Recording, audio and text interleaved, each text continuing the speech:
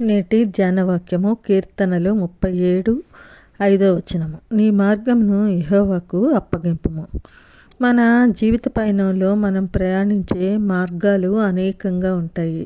అయితే ఈ మార్గము సరైందేనా అన్నది ఆ ప్రభువుకి తెలుస్తుంది.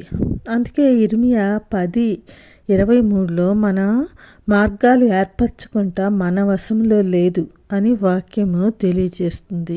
కాబట్టి మనం నడిచే దారిని ఆయన అంగీకరిస్తే, ఆయన సమ్మతిస్తే దాన్ని ఆయన వశం చేయడము వీలవుతుంది. ఆయన సమ్మతించిన ఆ మార్గం ఒకవేళ ఇబ్బందులు, కష్టాలు, ఆటంకాలు ఉన్నాయి అనిపిస్తే మనం చెప్పుకోవడానికి మన ఆత్మీయ తండ్రి మనతో మన పక్కనే ఉంటారు. మనకున్న బాధంతా ఆయన దగ్గర చెప్పుకోవచ్చు. మనకు ఎదురయ్యే సమస్యలన్నీ ఆయన చేతుల్లో పెట్టవచ్చు.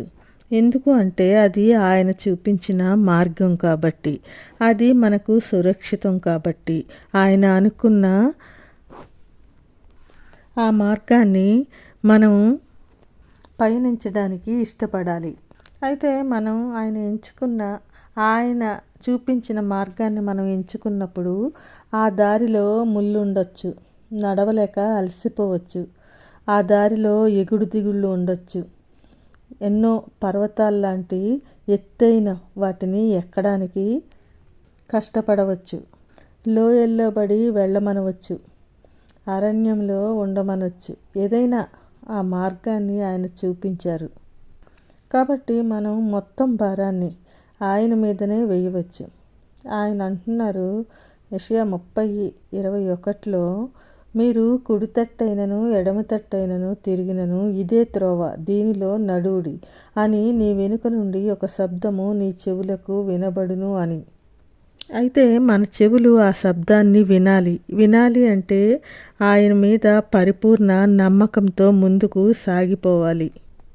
ఇది మన జీవితకాలం అంతా నడవలసిన మార్గము.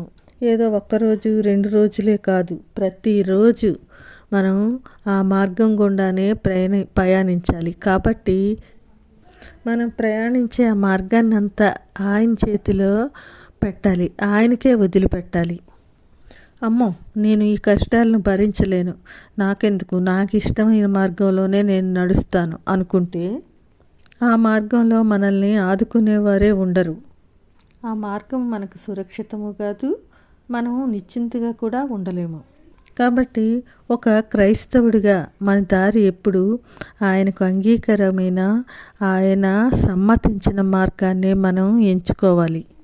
కనుక నమ్మకమైన ఆయనపై ఆనుకొని మన మార్గాన్ని ఆయనకి అప్పగించుతాం. అలాంటి కృప దేవుడు దయచేయునుగాక. ఆమేన్.